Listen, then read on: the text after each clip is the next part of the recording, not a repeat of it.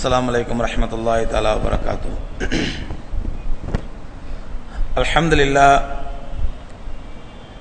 अल्हम्दुलिल्लाह नहमदुहु व नस्तईनुहु व नस्तगफिरुहु व नु'मिनु बिही व नतवक्कलु अलैहि व नऊज़ु बिल्लाहि मिन शुरूरि अनफुसिना व मिन सय्यिआति अमालिना मन यहदिहिल्लाहु फला मुदिल्ल लहु व मन युद्लिल फला हादिय लहु व नशहदु अन ला इलाहा इल्लल्लाहु वहदहु ला शरीका लहु व नशहदु अन्न सय्यदना नबिय्यना मौलाना मुहम्मदन अब्दुहु व रसूलुहु अम्मा बाद फ़क़द क़ाल अल्लाहु तआला फ़िल क़ुरआनिल अज़ीम वल फ़ुरक़ानिल मजीद फ़अऊज़ु बिल्लाहि मिनश शैतानिर रजीम बिस्मिल्लाहिर रहमानिर रहीम व इज़ा रअयतहुम तुअजिबुका अजसामुहुम व यक़ूलू तस्मअ लिक़ौलिहिम कअन्नहुम खुशबुम मुसन्नदा सदक़ल्लाहुल अज़ीम। वक़ाल नबीना अलैहिस्सलातु वस्सलाम ला अख़ाफ़ु वल्लज़ी नफ्सु मुहम्मदिन बियदिही ला अख़ाफ़ु अलैकुम अन तुशरिकू बअदी मुशरिका वलाकिन अख़ाफ़ु अलैकुम अन तनाफ़सू फ़िद्दुनिया फ़तनाफ़ुसन फ़तुक़ातिलू बैनकुम औ कमा क़ाल अलैहिस्सलातु वस्सलाम। கண்ணியத்திற்கும் மரியாதைக்கும் உரிய பெரியோர்களே, சகோதரர்களே, தாய்மார்களே, அளவிலா கருணையும் நிகரிலா கிருபையும் கொண்ட எல்லாம் வல்ல அல்லாஹ் ரப்புல் ஆலமீன் பரிசுத்தமான தீனுல் இஸ்லாத்தை நமக்கு வழங்கி உலகில் மனிதர்கள் சந்திக்கக்கூடிய எல்லா பிரச்சனைகளுக்கும், எல்லா குழப்பங்களுக்கும், எல்லா இன்னல்களுக்கும் ஒரே தீர்வாக, ஒரே சொல்யூஷனாக அல்லாஹ் ரப்புல் ஆலமீன் தன்னுடைய தீனுல் இஸ்லாத்தை இந்த உலகத்திற்கு வழங்கினான். உலக மக்கள் எதுவரை அல்லாஹ்வுடைய மார்க்கத்தை தங்களுடைய பிரச்சனைகளுக்கெல்லாம் ஒரு ரெமெடியாக, ஒரு தீர்வாக அல்லாஹ்வுடைய மார்க்கத்தை ஆக்கி கொண்டார்களோ அதுவரை அவர்கள் உலக வாழ்க்கையிலும் வெற்றி பெற்றார்கள், மறுமை விஷயத்திலும் தங்களை ஜெயசீலர்களாக ஆக்கி கொண்டார்கள். என்றைக்கு இந்த உலக மக்கள் அல்லாஹ்வுடைய மார்க்கம் தரக்கூடிய தீர்வை உதறி தள்ளி அல்லாஹ்வுடைய மார்க்கம் தந்த ஒரு அற்புதமான ரெமெடியை பற்றி கண்டுகொள்ளாமல் அவர்களாக ஒரு தீர்வை, அவர்களாக ஒரு சொல்யூஷனை தேடிக்கொண்டார்களோ அன்றிலிருந்துதான் அவர்கள் தங்களுடைய அழிவை தங்களுடைய கைகளாகவே ஆக்கி கொண்டார்கள் என்று அல்லாஹ் ரப்புல் ஆலமீன் தன்னுடைய திருமறையிலே எச்சரிக்கை செய்கின்றான். ஸாரல் ஃபஸாது ஃபில் பர்ரி வல் பஹரி பிமா கஸபத் ஐதின் நாஸ். கடலிலும் சரி நிலத்திலும் சரி குழப்பங்கள் தோன்றியது, பிரச்சனைகள் உருவானது அல்லாஹ்வாலோ அல்லது அல்லாஹ் தந்த மார்க்கத்தாலோ அல்லது அல்லாஹ் தந்த அருள்மறை வேதத்தாலோ அல்லாஹ்வுடைய தூதர் ஸல்லல்லாஹு அலைஹி வஸல்லம் அவர்கள் வழிகாட்டிய வழிகாட்டுதல்களாலோ அல்ல. மாறாக வஹரல் ஃபஸாது ஃபில் பர்ரி வல் பஹர், கடலிலும் சரி நிலத்திலும் சரி குழப்பங்கள் ஏற்பட்டது பிமா கஸபத் ஐதின் நாஸ், மக்கள் தங்களுடைய கரங்களாலேயே ஏற்படுத்தி கொண்ட, தங்களுடைய கரங்களாலேயே சம்பாதித்துக் கொண்ட தீய விளைவுகளின் முடிவாகத்தான் இந்த குழப்பங்கள் ஏற்பட்டன என்று அல்லாஹ் ரப்புல் ஆலமீன் தன்னுடைய திருமறையை சொல்லி காட்டுகின்றான். அந்த ரீதியில் சகோதரர்களே, அல்லாஹ் சுப்ஹானஹு வ தஆலா இந்த உலக மக்களுக்கு, குறிப்பாக முஸ்லிம் சமுதாயத்திற்கு அல்லாஹ் ரப்புல் ஆலமீன் சொல்லக்கூடிய ஒரு அற்புதமான கட்டளை, ஒரு அற்புதமான அறிவுரை என்னவென்றால், கராஹியத்து ஹப்புத் துன்யா, உலக வாழ்க்கையில் ஏற்பட வேண்டிய வெறுப்பு, உலக வாழ்க்கை மீது ஏற்படக்கூடாத மோகம். இந்த உலக மோகம் என்பது ஒரு முஸ்லிமுக்கு அறவே ஏற்படக்கூடாத ஒன்று. உலக மோகம் என்றாலே உலகத்தினுடைய லக்ஸுரி, உலகத்தினுடைய இந்த சொகுசு வாழ்க்கையின் மீது மனிதனுக்கு வெறுப்பு ஏற்பட வேண்டும். இந்த சொகுசு வாழ்க்கையை அவன் விரும்பக்கூடாது. ஏனென்றால் உலகத்தை பொறுத்தவரையிலே ஒரு மூமினுக்கு ஒரு சிறைவாசியை போன்று அவனுடைய வாழ்க்கையை அமைத்து செல்ல வேண்டும். ஒரு சிறைவாசி எப்படி அவனுக்கென்று சில கட்டளைகள் இருக்கும், அவனுக்கென்று சில உத்தரவுகள் இருக்கும், அவனுக்கென்று சில ரூல்ஸ் அண்ட் ரெகுலேஷன்ஸ் இருக்குமோ, அது போன்ற ஒரு மூமென்ட் தன்னுடைய வாழ்க்கையை உலகத்திலே பொறுத்த வரையிலே ஒரு சிறைவாசியின் வாழ்க்கையை போன்று, ஒரு சிறையில் வசிப்பவனுடைய வாழ்க்கையை போன்று அவனுக்கென்று வகுக்கப்பட்ட ரூல்ஸ் அண்ட் ரெகுலேஷன்ஸ், அல்லாஹ்வுடைய கட்டளை, பெருமானாருடைய போதனை என்ற ரூல்ஸ் அண்ட் ரெகுலேஷன்ஸுக்குள் அமைத்து தன்னுடைய வாழ்க்கையை அமைத்துக் கொள்ள வேண்டும். ஏனென்றால் இந்த உலக வாழ்க்கையில் மனம் போன விருப்பப்படி வாழலாம், நாடியபடியெல்லாம் வாழலாம், தன்னுடைய விருப்பப்படியெல்லாம் வாழலாம் என்ற நிலை மூமினுக்கு கிடையாது, காஃபிர்களுக்குரியது என்பதனால் தான் எம்பெருமானார் ஸல்லல்லாஹு அலைஹி வஸல்லம் அவர்கள் சொன்னார்கள். முஸ்னத் அஹமதிலே பதிவு செய்யப்பட்டிருக்கிற ஹதீஸ், அத்துன்யா சிஜ்னுல் முஃமின் ஜன்னத்துல் காஃபிர். இந்த உலக வாழ்க்கையை பொறுத்தவரையிலே மூமின்களுக்கு இது ஒரு சிறைச்சாலை வாழ்க்கை, காஃபிர்களுக்கு தான் இது சொர்க்க வாழ்க்கை என்று பெருமானார் ஸல்லல்லாஹு அலைஹி வஸல்லம் சொன்னார்கள். காபிர்களுக்கு தான் இது சொர்க்க வாழ்க்கை. ஏனென்றால் அவர்களுக்கு எந்த கட்டுப்பாடும் கிடையாது, கண்ணியமும் கிடையாது, எந்த கடமையும் கிடையாது, அல்லது எந்த விதமான கண்ட்ரோலும் கிடையாது, ரூல்ஸ் அண்ட் ரெகுலேஷன் கிடையாது. அவர்கள் மனம் போனெல்லாம் வாழ்க்கலாம். எப்படி சொர்க்கத்திலே மூமின் வாழ்வாரோ அதுபோன்று இந்த உலகத்திலே வாழ்ந்து கொள்ளலாம். ஆனால் மூமினை பொறுத்தவரையிலே அவருக்கென்று சில கட்டுப்பாடுகள் இருக்கின்றன, அவருக்கென்று சில வாழ்க்கை வழிமுறைகள் இருக்கின்றன, அவருக்கென்று அல்லாஹ் வகுத்து தந்த சட்டத்திட்டங்கள் இருக்கின்றன. அந்த சட்டத்திட்டங்களுக்கு உட்பட்டு, அந்த ரூல்ஸ் அண்ட் ரெகுலேஷன்ஸ்க்கு உட்பட்டு அவர் ஒரு சிறைவாசியை போன்று தான் உலகத்திலே வாழ வேண்டும் என்று எம்பெருமானார் ஸல்லல்லாஹு அலைஹி வஸல்லம் சொன்னார்கள். அப்படி சிறைவாசியை போன்று ஒரு உலக வாழ்க்கையை தன்னுடைய வாழ்க்கையை ஒரு மூமின் அமைத்துக் கொள்வாரேயானால், சிறைச்சாலையில் வாழக்கூடிய வாழ்க்கையை போன்று அல்லாஹ் கட்டுப்பட்டு, அல்லாஹ்வுடைய தூதர் ஸல்லல்லாஹு அலைஹி வஸல்லம் கட்டுப்பட்டு ஒரு மூமின் வாழ்க்கை அமைத்துக் கொள்வாரேயானால், இந்த சிறை வாழ்க்கைக்கு பகரமாக அல்லாஹ் ரப்பல் ஆலமீன் மறுமையில் தரக்கூடிய வாழ்க்கை அது சொர்க்க வாழ்க்கையாக இருக்கும். அங்கு அவருடைய மனம் விரும்பியதெல்லாம் நடக்கும். எந்த பழத்தை பார்க்கிறாரோ இது என்ன பழம், எப்படி சுவையாக இருக்கும் என்று நினைப்பார், அந்த பழம் அவருக்கு முன்னால் அறுத்து பரிமாறப்படும். எந்த பெண்ணை விரும்புகிறாரோ அந்த பெண்ணை அவர் அனுபவிக்கலாம். அவருக்கு அங்கே மது ஹலாலாக்கப்பட்டிருக்கும். சொர்க்கத்தை உலகத்திலே ஹராமாக்கப்பட்டிருந்த மதுவும் கூட, உலகத்திலே ஹராமாக்கப்பட்டிருந்த தங்கமும் கூட, உலகத்திலே ஹராமாக்கப்பட்ட மனம் போன பெண்களிடத்திலே தன்னுடைய நாட்டத்தை விரும்புவது நிறைவேற்றிக் கொள்வது கூட அங்கே அவருக்கு சொர்க்கத்திலே அழகு கண்ணிகளால் நிரப்பப்பட்டு, அங்கே அவர்கள் பரிசுத்தமான மதுகளால் அவர்கள் பரிமாறப்பட்டு அவர்கள் விரும்பியவாறெல்லாம் வாழக்கூடிய வாழ்க்கை அங்கே அவருக்கு ஹலாலாக்கப்பட்டிருக்கும் என்று அல்லாஹ் ரப்பல் ஆலமீன் சொல்லித் தருகின்றான். எதற்காக இந்த சொர்க்கத்தை அல்லாஹ் ரப்பல் ஆலமீன் வழங்குகின்றான்? உலகத்திலே இவர் ஒரு சிறைச்சாலை வாழ்க்கை வாழ்வதனால், உலகத்திலே இவர் சிறைச்சாலை வாழ்க்கை வாழ வேண்டியிருப்பதால் இதற்கு பகரமாக மறுமையிலே ரப்பல் ஆலமீன் சொர்க்கத்தை வழங்குகின்றான்.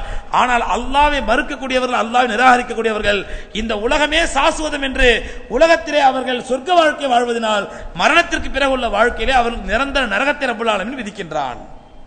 இதுதான் இஸ்லாத்தினுடைய சுருக்கமான கான்செப்ட். ஒரு மூமின் உலகத்தில் அல்லாஹ் கற்றுத்தந்த முறைப்படி அல்லாஹ்வுடைய தூதர் ஸல்லல்லாஹு அலைஹி சொல்லக்கூடிய தீர்வுகளை ஏற்று, ரெமெடிகளை ஏற்று வாழும் பொழுது அந்த உலக வாழ்க்கை அவனுக்கு ஒரு கிட்டத்தட்ட ஒரு சிறை வாழ்க்கையை போன்றுதான் இருக்கும். அவன் நினைச்சதெல்லாம் செய்ய முடியாது, விரும்பியதெல்லாம் சாப்பிட முடியாது, அவன் மனப்போன போக்கிலெல்லாம் வாழ முடியாது, அவன் நினைத்ததிலெல்லாம் நிறைவேற்றிக் கொள்ள முடியாது. அவன் கிட்டத்தட்ட ஒரு சிறைவாசி வாழ்க்கையை போன்று வாழும் பொழுது இதற்கு பகரமா அல்லாஹ் மறுமையிலே அவனுக்கு சொர்க்கத்தை கொடுக்கின்றான். அதனால்தான் எம்பெருமானார் ஸல்லல்லாஹு அலைஹி வஸல்லம் சொன்னார்கள், தன்னுடைய கடைசி கால உபதேசத்தில் சொன்னார்கள், கடைசி இறுதி நாட்களிலே பெருமானார் ஸல்லல்லாஹு அலைஹி வஸல்லத்துடைய அவர்கள் இந்த உலகத்தை விட்டு பிரிவதற்கு முன்பாக கடைசி 3 நாட்கள் மிக முக்கியமானவை. கடைசி 3 நாட்களில் மிக முக்கியமான உபதேசங்களை பெருமானார் ஸல்லல்லாஹு அலைஹி சொன்னார்கள். அந்த உபதேசத்திலே ஒன்றாக ரசூலுல்லாஹி ஸல்லல்லாஹு அலைஹி சொன்னார்கள், வல்லதி நஃப்சு முஹம்மதின் பியதிஹி, என்னுடைய உயிர், இந்த முஹம்மதுடைய உயிர் யார் கைவசம் இருக்கிறதோ அந்த ரப்புல் ஆலமீன் மீது சத்தியமாக சொல்கின்றேன், வல்லாஹி இன்னி லா அகாஃபு அலைக்கும் அன் துஷ்ரிகு பாதி, எனக்கு பிறகு நீங்கள் இணை வைத்து முஷ்ரிக்காக மாறிவிடுவீர்களோ என்று நான் பயப்படவில்லை. இணை வைத்து முஷ்ரிக்காக மாறிவிடுவீர்கள், காஃபிராக மாறிவிடுவீர்கள், இணை வைப்பாளர்களாக மாறிவிடுவீர்கள் என்று நான் ஒருபோதும் அஞ்சவில்லை. வலாக்கின் அகாஃபு அலைக்கும் அன் தனாஃபுசு ஃபித் துன்யா தனாஃபுசன் ஃபதுகாத்திலு பைனகும், ஆனால் அல்லாஹ்வின் சத்தியமாக உங்களுடைய விஷயத்தில் நான் எதற்கு பயப்படுகிறேன் என்றால், எனக்கு பிறகு இந்த உலக மோகத்திலே மூழ்கி, உலக ஆசையிலே மூழ்கி, அன் தனாஃபுசு ஃபித் துன்யா தனாஃபுசன், இந்த உலகத்தினுடைய ஆசாபாசங்களிலும் உலகத்தினுடைய லக்ஸரி வாழ்க்கைக்காகவும் உலகத்தினுடைய அற்பமான இந்த சொகுசு வாழ்க்கைக்காகவும் ஆசைப்பட்டு துகாத்திலு பைனகும், அதற்காக உங்களுக்கு மத்தியிலே ஒருவருக்கொரு வெட்டிக் கொள்வீர்களோ சண்டையிட்டுக் கொள்வீர்களோ என்று தான் பயப்படுகிறேன் என்று பெருமானார் ஸல்லல்லாஹு அலைஹி சொன்னார்கள். ரசூலுல்லாஹி ஸல்லல்லாஹு அலைஹி வஸல்லம் ரப்பல் ஆலமீன் அறிவித்திருந்தான், வருங்காலத்தில் மக்களுடைய நிலைமை எப்படி இருக்கும் என்பதை அல்லாஹ் ரப்பல் ஆலமீன் அறிவித்தான். அந்த அறிவிப்பின்படி பெருமானார் ஸல்லல்லாஹு அலைஹி சொன்னார்கள், எனக்கு அல்லாஹ் தந்த அறிவிப்பின்படி, அல்லாஹ் தந்த ஞானத்தின்படி நிச்சயமா நீங்கள் முஷ்ரிக்காக மாற மாட்டீர்கள். உலகத்தில் எல்லா முஸ்லிம்களும் முஷ்ரிக்களாக மாறி, காஃபிர்களாக மாறி இஸ்லாமே இல்லாமல் போய்விட்டது என்ற நிலைமை நிச்சயமா ஏற்படாது. நிச்சயமா நீங்கள் முஸ்லிம்களாகத்தான் இருப்பீர்கள், மூமின்களாகத்தான் இருப்பீர்கள். நீங்கள் இணை வைத்து விடுவீர்கள் என்று நான் ஒருபோதும் பயப்படவில்லை. ஏனென்றால் எனக்கு தெரியும், அல்லாஹ்வுடைய அறிவிப்பின்படி எனக்கு நன்றாக தெரியும், அல்லாஹ் ரப்பல் அறிவித்திருக்கிறார், நீங்கள் இணை வைப்பாளர்களாக முஷ்ரிக்காக மாற மாட்டீர்கள். ஆனால் நான் எதற்கு பயப்படுகிறேன் என்றால், உலக மோகம் உங்களுடைய உள்ளத்திலே குடிகொண்டு, உலக ஆசாபாசம் உங்கள் உள்ளத்திலே மூழ்கி, உலகத்திலே அற்பமான இந்த சொகுசு வாழ்க்கைக்காக, இந்த லக்ஸரிக்காக, இந்த உலகத்தில் வாழக்கூடிய இந்த அசிங்கமான வாழ்க்கைக்காக நீங்கள் முன்னுரிமை கொடுத்து ஆகிரத்தை மறந்து அதன் காரணமாக உங்களுக்குள்ளே ஒருவருக்கு துகாத்திலு பைனகும், ஒருவருக்குறை வெட்டி மாழ்வீர்களோ என்று தான் பயப்படுகிறேன் என்று பெருமானார் ஸல்லல்லாஹு அலைஹி சொன்னார்கள். அருமை சகோதரர்களே, இன்றைக்கு அதுதான் உலகத்தில் எம்பெருமானார் ஸல்லல்லாஹு அலைஹி வஸல்லம் அவர்கள் சொன்ன எந்த ஒரு வாக்குறுதியையும் எந்த ஒரு முன்னறிவிப்பையும் அல்லாஹ் ரப்பல் ஆலமீன் நிறைவேற்றாமல் விடமாட்டான். ஏனென்றால் மா யன்திகு அனில் ஹவா இன் ஹுவ இல்லா வஹீ யுஹா, தன்னுடைய திருமறையிலேயே அல்லாஹ் ரப்பல் ஆலமீன் திருக்குர்ஆனிலே எம்பெருமானார் ஸல்லல்லாஹு அலைஹி வஸல்லம் அவருடைய ஒவ்வொரு வார்த்தைக்கும் அல்லாஹ் அங்கீகாரம் கொடுத்து விட்டான். வமா யன்திகு அனில் ஹவா, அவருடைய மன இச்சைப்படியோ அவர் உணர்ச்சி வசப்பட்டோ அல்ல ஆசாபாசங்கள் உட்பட்டோ அவர் எந்த வார்த்தையும் பேசுவதில்லை. இன் ஹுவ இல்லா வஹீ யுஹா, அவர் பேசுவதெல்லாம் தனக்கு அறிவிக்கப்பட்ட வஹீயை தான் பேசுகிறார் என்று அல்லாஹ் ரப்பல் ஆலமீன் எம்பெருமானார் ஸல்லல்லாஹு அலைஹி வஸல்லம் அவர்களுக்கு சர்டிஃபிகேட் கொடுத்தான். அந்த அடிப்படையில் பெருமானார் பேசிய வார்த்தைகள் ஒவ்வொன்று வஹி என்பதனால் அந்த வார்த்தைகளை அல்லாஹ் ரப்பல் ஆலமீன் ஒருபோதும் பொய்யாக்க மாட்டான் என்ற ரீதியில் அல்லாஹ்வுடைய தூதர் ஸல்லல்லாஹு அலைஹி வஸல்லம் அவர்கள் சொன்ன அந்த நிகழ்வு, அந்த எச்சரிக்கை இன்று உலகத்திலே நாளுக்கு நாள் நடைபெற்று வருகின்றது. உலக முஸ்லிம்களுக்கு மத்தியில் இருக்கக்கூடிய உலக மோகம், உலகத்தினுடைய ஆசாபாசத்தின் மீது கொண்ட அதிகப்படியான விருப்பு, உலக மோகத்தினால் உலக மோகம் கண்களை மறைத்து அதனால் ஆகிரத்தை பற்றியும் அல்லாஹ்வை பற்றியும் அல்லாஹ்வுடைய வழிமுறைகளை பற்றியும் கவலைப்படாத ஒரு அசட்டையான நிலை, இதனால் இன்றைய உலகத்திலே மிக பெரும் குழப்பங்களும் மிக பெரும் விளைவுகளும் ஏற்பட்டு வருவதை நாம் பார்க்கின்றோம். அருமை சகோதரர்களே, சமீபத்திலே உலக நிகழ்வுகளை நாம் பார்க்கும் பொழுது இப்பொழுதுதான் 2 வாரங்களுக்கு முன்பாக எகிப்திலே ஒரு மிகப்பெரிய புரட்சி ஏற்பட்டு அந்த புரட்சியினால் ஆட்சியாளர் வீட்டுக்கு அனுப்பப்பட்டு மக்கள் வேறொரு அரசாங்கத்தை எதிர்பார்த்து காத்திருக்கின்றார்கள். அதற்கு முன்பாக துனிசியாவிலே அரபு முஸ்லிம் நாட்டிலே, அடுத்து எகிப்திலே முஸ்லிம் நாட்டிலே அடுத்தடுத்து ஏற்பட்ட பிரச்சனைகளே யமனிலும் பஹ்ரைனிலும் லிபியாவிலும் ஏற்பட்டு, யமனிலும் பஹ்ரைனிலும் ஓரளவு பிரச்சனை கட்டுப்படுத்தப்பட்ட நிலையில் லிபியாவில் கொழுந்துவிட்டு எரிந்த நிலையில் எல்லா பிரச்சனைகளுக்கும் எல்லா குழப்பங்களுக்கும் காரணம் முஸ்லிம் மக்களுடைய உலக மோகமும் அந்த முஸ்லிம் மக்களை ஆட்டி படைக்கும் யூத நசாராக்களுடைய வெறிகொண்ட சக்தியும் தான் காரணம். யூத நசாராக்களுடைய வெறிகொண்ட சக்தி, அந்த ஆதிக்க வெறி, அந்த ஆதிக்க வெறியும் அந்த ஆதிக்க வெறிக்கு பலியாகக்கூடிய அங்கு இருக்கக்கூடிய முஸ்லிம்களுடைய அதிகார பாசமும் அல்லது உலக மோகமும் தான் அடிப்படை காரணமாக இருக்கின்றது.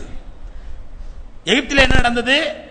எகிப்திலே பொறுத்தவரையிலே மிகப்பெரிய ஒரு இஸ்லாமிய நாடு, மிடில் ஈஸ்ட் என்று சொல்லக்கூடிய மத்திய கிழக்கிலே ஒரு மிகப்பெரிய முஸ்லிம்கள் நாடு, புராதனமான வரலாறு நிறைந்த இஸ்லாத்திற்கு சொந்தமான வரலாறு நிறைந்த நாடு. ஹஜ்ரத் மூசா அலைஹிஸ்ஸலாத்து வஸ்ஸலாமுடைய வரலாறையும் ஹஜ்ரத் இப்ராஹிம் அலைஹிஸ்ஸலாத்து வஸ்ஸலாமுடைய வரலாறையும் தன்னகத்தே கொண்ட ஒரு நாடு மிஸ்ர் என்று சொல்லக்கூடிய எகிப்து. ஆனா அந்த எகிப்தில் என்ன நடந்தது?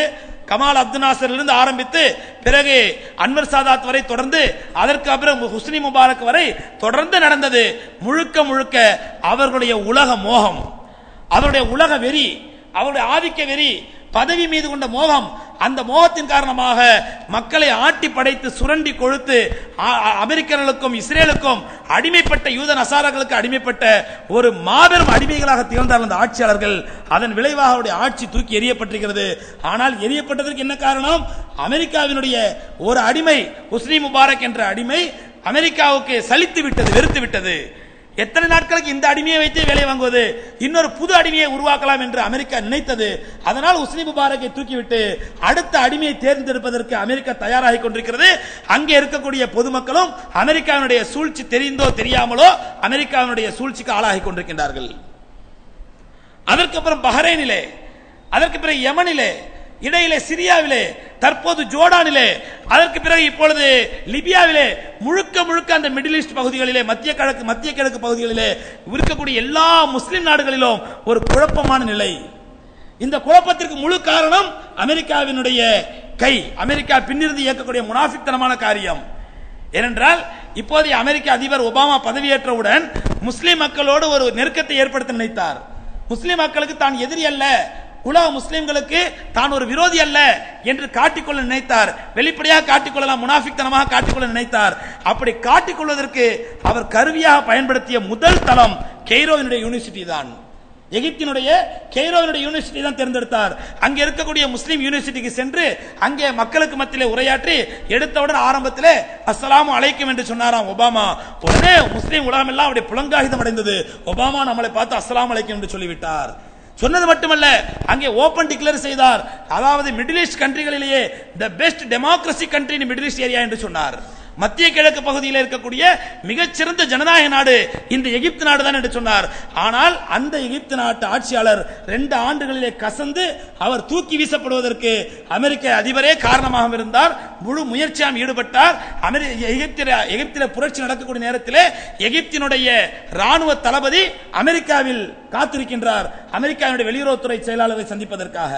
அமெரிக்காவின் உத்தரவை வாங்கி பெறுவதற்காக அமெரிக்காவின் உத்தரவை வாங்கி வந்து எகிப்தில் நிறைவேற்றினார். அதன்படி ஹுஸ்னி முபாரக் தூக்கி எறியப்பட்டு அடுத்த ஒரு பொம்மைக்காக அடுத்த ஒரு அடிமையை தயார்படுத்திக் கொண்டிருக்கிறார்கள் அமெரிக்கர்கள். இதே நிலைதான் யமனிலும், இதே நிலைதான் சவுதி அரேபியாவிலும். சவுதி அரேபியாவில் நடந்து கொண்டிருக்கிறது. அங்கும் அப்படித்தான். மக்கள் புரட்சி என்று ஆரம்பித்தவுடன் அந்த அரசாங்கம் முதலில் கையில் எடுத்த ஆயுதம் என்னவென்றால், அந்த மக்களை அடக்குவதற்கு, மக்களை ஒடுக்குவதற்கு அரசாங்கம் முதலில் கையில் எடுத்த ஆயுதம் என்னவென்றால் அவர்களுக்கு சொகுசு வாழ்க்கை, லக்ஸுரி வாழ்க்கை.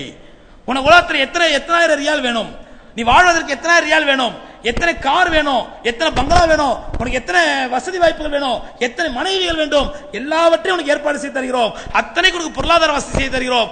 ஆனால் நீ ஆட்சி மாற்றத்தை பற்றி மட்டும் யோசிக்க கூடாது என்று அரசாங்கம் அந்த சவுதி அரேபிய மக்களுக்கு எல்லா விதமான வசதி வாய்ப்புகளையும் ஏற்படுத்தி கொடுத்து ஆட்சி மாற்றத்திற்கோ அல்லது அதிபர் மாற்றத்திற்கோ எந்த விதமான ஒரு காரண காரியமும் நடந்துவிடக் கூடாது என்று மூடி மறைத்து விட்டார்கள். காரணம் என்ன? சவுதி அரேபியனுடைய இப்போதைய மன்னர் முழுக்க அமெரிக்காவினுடைய ஆதரவோடு, சப்போர்ட்டோடு. என்றைக்கு இப்போது இருக்கக்கூடிய மன்னர் அமெரிக்காவுக்கு வெறுப்பை ஏற்படுத்துவாரோ அல்லது அமெரிக்கா என்றைக்கு வெறுத்து விடுமோ இப்பொழுது மன்னரை, அடுத்த அடிமையை தேர்ந்தெடுப்பதற்கு அமெரிக்கா தயாராகிவிடும். அதேதான் லிபியாவில் நடக்கிறது. லிபியாவிலே கதாஃபியை பொறுத்த வரையிலே அவன் மிகப்பெரிய ஒரு அயோக்கியன் என்பது உலக அறிந்த விஷயம். ஒரு சமீப காலத்தில் ஒரு கட்டத்தில் ஒரு 20-25 வருஷத்துக்கு முன்பாக கதாஃபியை உலகளாவிய முஸ்லிம் ஹீரோவா இந்த முஸ்லிம் உலகம் கருதியது. ஏனென்றால் உலகம் எப்படி என்றால் சகோதரர்களே, மீடியாக்கள் கையில் தான் உலகம் இருக்கின்றது. மீடியாக்கள் யாரை ஹீரோ என்று காட்டுவார்களோ அவர்களை உலகமே ஹீரோ என்று போற்றும். அப்படித்தான் அன்வர் சாதாத் என்ற அயோக்கியன், உண்ணானவர் இஸ்லாமிய விரோதி, அவனை அரபு மீடியாக்களும் சரி அமெரிக்க மீடியாக்களும் சரி ஒரு மிகச்சிறந்த ஹீரோவா சித்தரித்தன. உடனே நம்மவர்கள் எல்லாம் தங்களுடைய பிள்ளைக்கு அன்வர் சாதாத் என்று பெயர் வைத்தார்கள். அதே போன்று இதே சத்தாம் ஹுசேன், ஈராக்கினுடைய சத்தாம் ஹுசேன் அமெரிக்காவுக்கு ஆதரவாக இருந்தவரை, அமெரிக்காவினுடைய ஆயுதங்களை பெற்று ஈரானை அடிப்பதற்கு சத்தாம் கருவியாக பயன்பட்டவரை சதாம் ஹுசேன் ஒரு மிகப்பெரிய ஹீரோவாக உலகத்திற்கு அறிமுகப்படுத்தப்பட்டார். எல்லாரும் பிறந்த குழந்தைகள் சதாம் ஹுசேன் என்று பெயர் வைத்தார்கள். இப்பொழுதும் பார்க்கலாம், 18 வயசு 20 வயசு வாலிபர்கள் நிறைய பேருக்கு சதாம் ஹுசேன் என்று பேரு. அவனுக்கும் தெரியாது சதாம் என்றால் என்ன அர்த்தம் என்று, அவனுக்கு பேர் வச்ச தகப்பனுக்கும் தெரியாது சதாம் என்றால் என்ன பேர் என்று, காதிலே பாங்கு சொல்லி ஊதிய அஜரத்துக்கும் தெரியாது சதாம் என்றால் என்ன அர்த்தம் என்று. ஏதோ ஒரு இஸ்லாமிய ஹீரோ உலகளாவிய அளவில். ஏனென்றால் அந்த நேரத்தில் அமெரிக்காவுக்கு சதாம் ஹுசேன் ஒரு மிகப்பெரிய ஹீரோவாக திகழ்ந்தான், ஒரு மிகப்பெரிய கருவியாக திகழ்ந்தார். அந்த அடிப்படையில் அமெரிக்கா அவரை ஹீரோவாக காட்டியது. அதனால் உலகமே அவரை ஹீரோவாக மதித்தது. அந்த ரீதியில் தான் சகோதரர்களே, ஏன் இதே எகிப்தினுடைய அன்வர் சாதாத்துக்கு முந்தைய அதிபரான கமால் அப்துல் நாசர் அவரும் முஸ்லிம் உலகத்திலே ஒரு மிகப்பெரிய ஹீரோவாக காட்டப்பட்டார். அதே போன்று தான் சமீபமா 25-30 வருஷத்துக்கு முன்பாக லிபியாவினுடைய அதிபர் கதாஃபியோன் ஒரு மிகப்பெரிய ஹீரோவாக வர்ணிக்கப்பட்டார். முஸ்லிம் உலகத்திற்கே ஒரு மிகப்பெரிய ஹீரோ என்று வர்ணிக்கப்பட்டார். ஏனென்றால் அந்த நேரத்திலே கதாஃபி தன்னுடைய லிபியாவில் அல்லாஹ் தந்த மிகப்பெரிய நியாமத்தான எண்ணெய் வளத்தை எல்லாம் அமெரிக்காவுக்கு தாரை வார்த்து கொண்டிருந்தார். ஆனால் பிற்காலத்தில் சதாம் ஹுசேனை போன்று இந்த கதாஃபியும் அமெரிக்காவுக்கு எதிரியாக மாறிவிட்டார். அமெரிக்காவுக்கு எண்ணெய் தராமல் ரஷ்யாவுக்கும் சைனாவுக்கும் எண்ணெய்களை விற்பனை செய்ய ஆரம்பித்தார். அன்றிலிருந்து அமெரிக்காவுக்கு எதிரியாக மாறிவிட்டார். கதாஃபி என்ற ஒரு ஆளே உலகத்தில் இருக்கிறாரா என்று தெரியாமல் இருந்தது ஒரு 20 வருஷமாக. அவரை பற்றி எந்த செய்தி உலகத்திற்கு வராமல் இருந்தது. அதே ஒரு 25 வருஷத்துக்கு முன்பாக கதாஃபி என்றால் மிக பிரபலமான ஒரு ஹீரோவாக வர்ணிக்கப்பட்டார். இன்னைக்கு அந்த கதாஃபி 25 வருஷமா எதுவுமே இல்லாம இருந்தா இப்ப மறுபடியும் செய்திகளிலே கதாஃபி அடிபடக்கூடிய அளவுக்கு பிரபலமாகிவிட்டார். காரணம் என்ன? அமெரிக்காவை ஒழித்து கட்டுவதற்கு தருணம் பார்த்துக் கொண்டிருந்தது, நேரம் பார்த்துக் கொண்டிருந்தது. இந்த யூத கிறிஸ்தவ நஸ்ரானி சக்திகள் காரணம் காரியம் பார்த்துக் கொண்டிருந்தன. முஸ்லிம் உலகத்தை நாசமாக்குவதற்காக அதற்கு அவர்கள் கையில் எடுக்கிற மிகப்பெரிய ஆயுதம் முஸ்லிம் மக்களுக்கு மத்தியிலே உலக மோகத்தையும் உலக ஆசையையும் உலகத்தினுடைய லக்ஸரியையும் கொடுத்து அவர்களை சுவைக்க வைத்து அவர்கள் ஆகிரத்தை பற்றியும் அல்லாஹ்வுடைய மார்க்க பற்றியும் அல்லாஹ்வுடைய தீன் இஸ்லாத்தை பற்றியும் கவலையற்றவர்களாக அக்கறையற்றவர்களாக இருக்க வேண்டும் என்பதற்காக அமெரிக்கா இஸ்ரேல் செய்யக்கூடிய மிகப்பெரிய சூழ்ச்சி. அந்த சூழ்ச்சியின் விளைவாக இன்றைக்கு கதாஃபியை வீழ்த்துவதற்கு தருணம் பார்த்துக் கொண்டிருந்தார்கள். அது துனிசியாவிலே பத்த வைக்கப்பட்ட நெருப்பு அது எகிப்து வழியாக பஹ்ரைன் வழியாக ஏமன் கடந்து இன்றைக்கு லிபியாவிலே பற்றி எரிந்து கொண்டிருக்கின்றது. மிகப்பெரிய வேதனை என்ன தெரியுமா சகோதரர்களே? அந்த லிபியாவிலே சண்டை யாருக்கும் பொதுமக்களுக்கும் கதாஃபிக்கும், பொதுமக்களுக்கும் கதாஃபி ஆதரவில் உள்ள படை வீரர்களுக்கும் பிரச்சனை. ஆனால் மாள்வது 2 தரப்பிலுமே முஸ்லிம்கள். பொதுமக்கள் கொல்லப்படுகிறார். யாரால்? கதாஃபியினுடைய ராணுவத்தினரால். பொதுமக்கள் கொல்லப்படுகிறார்கள் கதாஃபியினுடைய ராணுவத்தினரால். கதாஃபியுடைய ராணுவ முஸ்லிம்கள் அவர்கள் கொல்லப்படுகிறார்கள் அமெரிக்காவினுடைய ஏவுகணைகளால். அருமை சகோதரர்களே, இதைத்தான் எம்பெருமானார் ஸல்லல்லாஹு அலைஹி வஸல்லம் சொன்னார்கள், அன் தனாஃபஸு பைனக்கும் தனாஃபுஸன் ஃபத்காத்திலு பைனக்கும். எங்கே எனக்கு பிறகு நீங்கள் உலக மோகத்திலே மூழ்கி அதனால் நீங்கள் ஒருவருக்கொருவர் வெட்டிக் கொள்வீர்களோ கொன்று கொள்வீர்களோ என்று தான் அஞ்சுகிறேன் என்று அஞ்சினார்களே, அந்த அச்சம் இன்று நிறைவேறிக் கொண்டிருக்கின்றது. அந்த அச்சம் நிறைவேறிக் கொண்டிருக்கின்றது. அருமை சகோதரர்களே, இந்த சம்பவங்கள் மூலமாக, இந்த புரட்சிகள் மூலமாக நமக்கு அல்லாஹ் தரக்கூடிய ஒரு மிகப்பெரிய படிப்பினை என்னவென்றால், உலக மோகம் என்பது ஒரு முஸ்லிம் வெறுக்க வேண்டிய ஒரு ஹராமான குணம். உலக ஆசை என்பது ஒரு முஸ்லிம் வெறுக்க வேண்டிய ஒரு ஹராமான குணம். இந்த உலக ஆசையும் உலக மோகமும் எந்த நிலையில் ஒரு மூமினுக்கு இருக்கக்கூடாது என்பதை உணர்த்துவதற்காகத்தான் எம்பெருமானார் ஸல்லல்லாஹு அலைஹி வஸல்லம் அவர்கள் சஹாபாக்களை எப்படி பயிற்றுவித்தார்கள் என்றால், கொஞ்சம் கூட உலக ஆசை வந்து விடாமல், உலக மோகம் வந்து விடாமல். அதற்கு உமர் ரலியல்லாஹு தஆலா அவர்கள் சக்ராத் நேரத்தில் இருக்கிறார்கள். அந்த நேரத்திலே சஹாபாக்கள் எல்லாம் ஒன்று கூடி, அமீருல் முஃமினீன் அவர்களே, உங்களுக்கு பிறகு கலீஃபாவாக இருப்பதற்கு, உங்களுக்கு பிறகு அமீருல் முஃமினீனாக இருப்பதற்கு மிக மிக தகுதியான உங்களுடைய மகன் அப்துல்லா இப்னு உமர் தான்.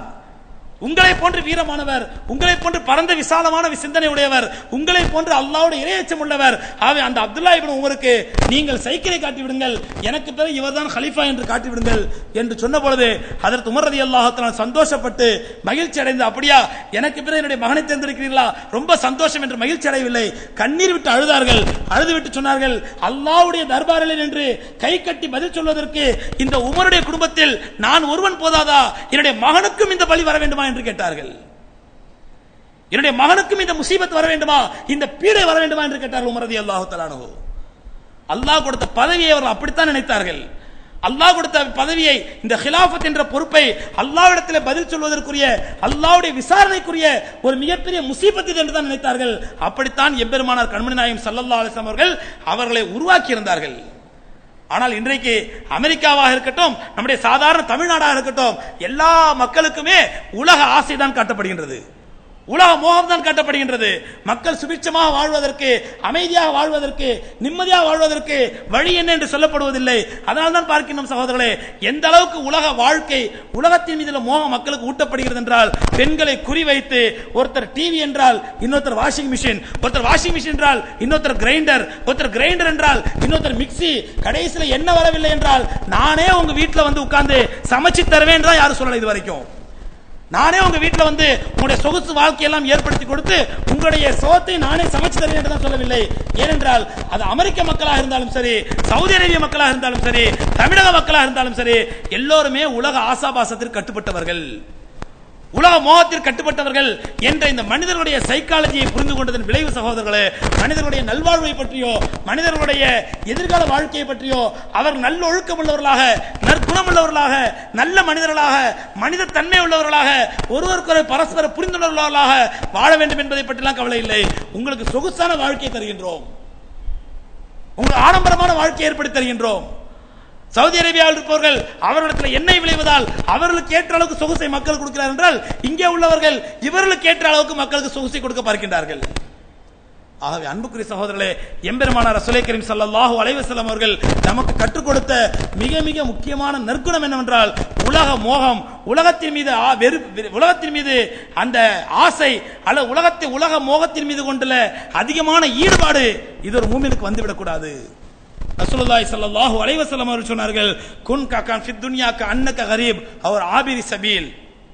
நீங்கள் உலகத்திலே வாழ்வதா இருந்தால் ஒரு வழிப்போக்கனை போன்று, ஒரு பரதேசியை போன்று வாழ்ந்து விட்டு செல்லுங்கள். உலகத்திலே வாழ்வதா இருந்தால் ஒரு வழிப்போக்கனை போன்று வாழுங்கள். ஒரு வழிப்போக்கன், உதாரணமாக சென்னைக்கு ஒரு முசாஃபிர் வந்திருக்கிறார். இந்த முசாஃபிர் வெளியூர்காரர் வந்திருக்கிறார் என்றால், இந்த வெளியூர்காரர் இங்கே தனக்கு இருக்கக்கூடிய காலம் வரை 5 நாட்களோ 10 நாட்களோ 15 நாட்களோ இருக்கிறார் என்றால், அதுவரை தனக்கு ஒரு சொகுசான வீடு வேண்டும், சொகுசு பங்களா வேண்டும், சொந்தமாக கார் வேண்டும் என்றெல்லாம் ஆசைப்பட மாட்டார். எங்கனையோ தங்கறதுக்கு ஒரு ஒதுக்கிறதுக்கு இடம் கிடைச்சா போதும், என்ன இருக்கு 2-3 நாளைக்கு இருக்க போறோம், அங்கே அட்ஜஸ்ட் பண்ணிட்டு ஒதுங்கிட்டு நம்ம வேலையை முடிச்சுட்டு போகலாம் என்று தான் பார்ப்பார். எம்பெருமானார் ஸல்லல்லாஹு அலைஹி வஸல்லம் சொன்னார்கள், ஒரு மூமினை பொறுத்தவரையிலே உலகத்திலே அவன் ஒரு ஆபிரி சபீல், அதாவது வழிப்போக்கனை போன்று, ஒரு பரதேசியை போன்று வாழ்ந்துவிட்டு செல்ல வேண்டும். அவன் அப்படி சித்தப்படுத்துவதாக இருந்தால், தயாரிப்பு செய்வதாக இருந்தால், முன்னேற்பாடு செய்வதாக இருந்தால், தன்னுடைய மறுமை வாழ்க்கைக்காக, தன்னுடைய ஆகிரத்து வாழ்க்கைக்காக தான் முன்னேற்பாடு செய்ய வேண்டுமே தவிர உலக வாழ்க்கைக்கு பெரிய அளவில் முன்னேற்பாடு செய்யக்கூடாது என்று பெருமானார் ஸல்லல்லாஹு அலைஹி சொன்னார்கள். அதனால தான் ஒரு முறை ரசூலுல்லாஹி ஸல்லல்லாஹு அலைஹி வஸல்லம் அஸர் தொழுகை நடத்துகின்றார்கள். அஸர் தொழுகை முடிந்தவுடன் தொழுகையில முஸல்லால உட்கார்ந்திருக்கிறார்கள். தொழுது முடித்தாலும் பெருமானா ஸல்லல்லாஹு அலைஹி இயல்பு என்னவென்றால் மக்களை நோக்கி உட்கார்ந்து சிறிது நேரம் தஸ்பீஹ் செய்வார்கள், திக்ர் செய்வார்கள். ஆனால் அன்றைய தினம் சலாம் கொடுத்து முடித்தவுடன் பெருமானா ஸல்லல்லாஹு அலைஹி வேகமாக எழுந்திருச்சு தங்களுடைய வீட்டுக்குள் ஓடினார்கள். சஹாபாக்களுக்கெல்லாம் ஆச்சரியம், என்னாச்சு ரசூலுல்லாஹ் ஒரு நாள் தொழுதவன் இப்படி ஓட மாட்டாங்களே, என்ன காரணம் இப்படி ஓடுறாங்க என்று. போன வேகத்தில் திரும்ப கொஞ்சம் திரும்பி வந்தாங்க. திரும்பி வந்து முஸல்லால உட்கார்ந்து தஸ்பீஹ் செய்ய ஆரம்பிச்சிட்டாங்க. தொழுகை முடிஞ்ச சஹாபாக்கள் கேட்டால் யார சொல்ல, என்னைக்கு நீங்க இப்படி ஓடுனது இல்லையே, என்னக்கான சலாம் கொடுத்து முடிச்ச வீட்டுக்குள்ள ஓடுனீங்க, என்ன அவசரம்? பெருமானா ஸல்லல்லாஹு அலைஹி வஸல்லம் சொன்னார்கள், அஸர் தொழுகைக்கு முன்னாடி எனக்கு ஒரு சஹாபி ஒருத்தர் கொண்டு வந்து 4 வெள்ளி நாணயங்களை அன்பளிப்பா கொடுத்துட்டு போனாரு, 4 திர்ஹம்களை எனக்கு அன்பளிப்பா கொடுத்துட்டு போனாரு. நான் அதை சதகா பண்ணிடணும்னு நினைச்சேன், மறந்து போய் தொழுகைக்கு வந்துட்டேன். தொழுது முடிச்சோதான் எனக்கு ஞாபகம் வந்துச்சு, ஓ அந்த தர்மம், அந்த திர்ஹங்கள் சதகா செய்யப்படாமல், தர்மம் செய்யப்படாமல் அப்படியே இருக்குதுன்னு நினைச்சேன். உடனே ஓடி போய் அந்த 4 திர்ஹங்களையும் 4 வெள்ளி நாணயங்களையும் தர்மம் செய்து விட்டு வந்தேன் என்று சொல்லிவிட்டு சொன்னார்கள். நான் தொழுது முடித்து தஸ்பீஹ் எல்லாம் முடித்து விட்டு அதற்கு பிறகு வீட்டுக்கு போய் அந்த சதகாவை செய்திருக்கலாம், அதற்குள் மரணம் வந்து விட்டால் நான் 4 திர்ஹங்களை சேர்த்து வைத்த குற்றவாளியாகி விடுவேன். அதனால் தான் அவசர அவசரமாக சென்று நான் சதகா செய்து பெருமானார் ஸல்லல்லாஹு அலைஹி சொன்னார்கள். தனக்கு அன்பளிப்பாக வந்த 4 திர்ஹங்களை சதகா செய்யும் விஷயத்திலே ஆயிஷா ரலியல்லாஹு தஆலா சொன்னார்கள், எம்பெருமானார் ஸல்லல்லாஹு அலைஹி வஸல்லம் அவர்கள் வஃபாத் ஆகும் பொழுது அவர்கள் போருக்காக அணியக்கூடிய அந்த கவச ஆடை கூட ஒரு யூதனிடத்தில் அடமானம் செய்யப்பட்டிருந்தது, ஒரு யூதனிடத்தில் அடமானமாக இருந்தது. விளக்கரிப்பதற்கு எண்ணெய் இல்லாதனால் பக்கத்து வீட்டில் இருந்தது ஒரு எண்ணெய் வாங்கி வந்தேன். அதான் பெருமானார் சக்கராத்தில் இருக்கிறார்கள், அவருடைய உயிர் ஊசலாடி கொண்டிருக்கிறது. அந்த நேரத்திலே எங்களுடைய வீட்டிலே வெளிச்சம் இல்லாதனால் பக்கத்து வீட்டிலே விளக்கு எண்ணெய் வாங்கி வந்து விளக்கேற்ற என்று ஆயிஷா ரலியல்லாஹு அன்ஹா சொன்னார்கள். அப்பொழுது கூட அந்த சஹாபாக்கள் கேட்டார்கள், ஏன் வீட்டிலே கொஞ்சம் ஜெய்துன் எண்ணெய் கூட உங்க வீட்டில் இல்லாமல் போய்விட்டது? என்னோட அரபு மக்கள் ஜெய்துன் எண்ணெய் வீட்டில் வைத்திருப்பது பழக்கம், எல்லா உபயோகத்திற்கும் பயன்படுத்துவார்கள், ஜெய்துன் எண்ணெய் கூடவா இல்லை என்று கேட்ட பொழுது ஆயிஷா ரலியல்லாஹு அன்ஹா சொன்னார்கள், கொஞ்சம் விளக்கெரிக்கும் அளவுக்கு ஜெய்துன் எண்ணெய் இருந்திருந்தால் அதை 3 நாட்களுக்கு ரொட்டிக்கு தொட்டு சாப்பிடும் சால்னாவாக நாங்கள் பயன்படுத்தி இருப்போம். விளக்கெரிக்கும் ஒரு இரவுக்கு விளக்கெரிக்கும் அளவுக்கு எங்க வீட்டில் ஜெய்துன் எண்ணெய் இருந்திருந்தால் அதை 3 நாட்களுக்கு ரொட்டிக்கு தொட்டு சாப்பிடுவதற்கு சால்னாவாக அதை பயன்படுத்தியிருப்போம் என்று ஆயிஷா ரலியல்லாஹு அன்ஹா சொன்னார்கள். இதெல்லாம் கேட்பதற்கு ஏதோ கதைகளோ அல்லது ஏதோ சம்பவங்களோ அல்லது ஏதோ ஒரு காதில் வாங்கி மறுக்காதில் விழுவதற்காக சொல்லப்படுவதல்ல சகோதரர்களே. எம்பெருமானார் கண்மணி நாயகம் ஸல்லல்லாஹு அலைஹி வஸல்லம் உஸ்வத்துல் ஹஸனா, அழகிய முன்மாதிரி. லிமன் கான யர்ஜுல்லாஹ் வல் யௌமல் ஆகிர், யார் அல்லாஹ்வையும் மறுமை நாளை விரும்புகிறார்களோ அவர்களுக்கு அல்லாஹ்வுடைய தூதரிடத்தில் இருக்கக்கூடிய ஒரு அழகிய முன்மாதிரி தான் இவைகள் எல்லாம். அந்த அழகிய முன்மாதிரி நாம் பின்பற்றுவோம். உலக மோகம், உலக ஆசாபாசம் நம்முடைய உள்ளங்களிலே குடிபுகுந்து விடாமல் எந்த நிலையிலும் அல்லாஹ்வுடைய மார்க்கத்திற்கு கட்டுப்பட்டு நடப்போம். அல்லாஹ்வுடைய தீனல் இஸ்லாத்தை வாழ்க்கையில் நடைமுறைப்படுத்துவோம். இது போன்ற இஸ்லாத்திற்கு எதிரான சூழ்ச்சிகள், இஸ்லாத்திற்கு எதிரான அநியாயங்கள் நாளுக்கு நாள் மேம்படும் பொழுதெல்லாம் அதனுடைய ரியாக்ஷன் நம்மிடத்தில் உருவாக வேண்டும். எப்படி உருவாக வேண்டும்? அல்லாஹ்வுடைய மார்க்கத்தை பின்பற்றுவதனால்தான், தீனல் இஸ்லாம் என்பது இருப்பதனால்தான் இப்படி இஸ்லாமிய எதிரிகள் சூழ்ச்சி செய்கிறார்கள், அநியாயம் செய்கிறார்கள். அந்த தீனல் இஸ்லாத்திலே நான் இன்னும் உறுதியாக இருப்பேன். அல்லாஹ்வுடைய மார்க்கத்தை பின்பற்றுவதிலே நான் இன்னும் தீவிரமாக இருப்பேன். அல்லாஹ்வுடைய மார்க்கத்தை என்னுடைய வாழ்க்கையில் நடைமுறைப்படுத்துவதிலே இன்னும் உறுதியாக இருப்பேன் என்பதுதான் நம்மிடத்தில் ஏற்படக்கூடிய ரியாக்ஷனாக இருக்க வேண்டும். வல்ல ரப்பல் ஆலமீன் அப்படிப்பட்ட நல்லதொரு ரியாக்ஷன் நமக்கு ஏற்படுத்துவானாக. உலகத்தில் ஏற்படக்கூடிய குழப்பங்களிலிருந்து முஸ்லிம் சமுதாயத்தை பாதுகாப்பானாக. குறிப்பா யூத நஸ்ரானிகளுடைய சூழ்ச்சிகளின் தீங்கில் இந்த சமுதாயத்தை அல்லாஹ் பாதுகாப்பானாக. எந்த காரணத்தை கொண்டு நமக்குள்ளே உலக ஆசாபாசங்களோ உலக மோகங்களோ வந்துவிடாமல் அல்லாஹ்வுடைய ஆகிரத்தையும் அல்லாஹ் தரக்கூடிய சொர்க்கத்தை மட்டுமே நம்பி வாழக்கூடிய மக்களாக அல்லாஹ் நம் அனைவரையும் ஆக்கி அருள்வானாக. வாஹிரு தாவான் அல்ஹம்துலில்லாஹி ரப்பில் ஆலமீன். அஸ்ஸலாமு அலைக்கும் வரஹ்மத்துல்லாஹி தஆலா வபரகாத்துஹு.